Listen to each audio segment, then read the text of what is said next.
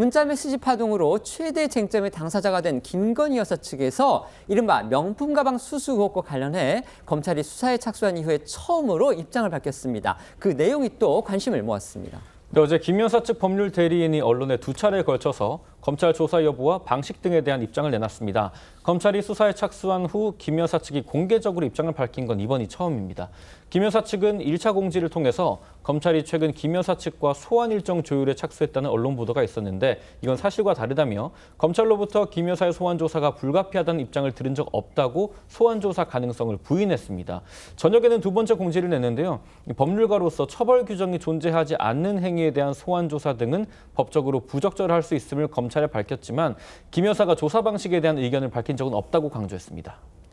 검찰이 최근 대통령실 소속 행정관을 잇따라 소환 조사하면서 김 여사의 소환 조사도 임박한 거 아니냐 이런 보도들 나왔습니다. 그러니까 김 여사 측의 대리인이 직접 설명에 나선 것으로 보입니다. 네, 김 여사 측은요, 이 연합뉴스와의 통화에서 원론적으로 이 적절한 수사라고 생각하진 않지만 조사가 필요하다면 최대한 협조할 생각이다라면서 다만 이 소환 등과 관련해서 구체적인 논의가 진행되는 상황은 아니다라고 밝혔습니다.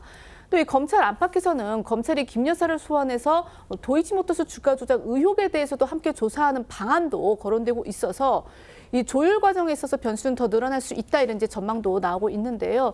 다만 김 여사 측에서는요, 이 검찰과 의견을 나눌 때 도이치모터스 의혹 수사 관련 언급은 없었다라고 밝혔습니다. 김건희 여사 측에서 최근에 검찰에 여러 자료들을 제출했다 이런 소식 전해졌죠. 그런데 그 가운데서요, 이른바 에코백이 또 들어있다고 합니다. 자, 이건 뭔가요?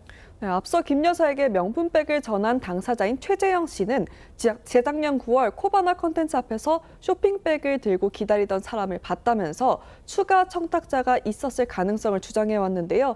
당시 촬영한 영상에 포착된 사람이 김 여사에게 줄 선물을 들고 있던 다른 청탁자라는 주장이었습니다. 제가 몰카 공작을 했다고 칩시다. 그러면 제가 접견을 마치고 나올 때 다음 대기자들이 양 손에 명품 백을 들고 명품 그 쇼핑 가방을 들고 유명한 백화점의 선물들을 사서 제 다음으로 접견하러 들어가는 것에 대해서는 대통령님 어떻게 말씀하시고 해명하실 것입니까?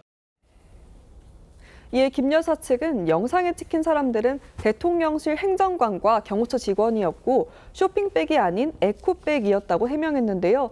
이에 대한 증거로 검찰의 한 면세점이 만든 에코백을 제출한 것으로 파악됐습니다.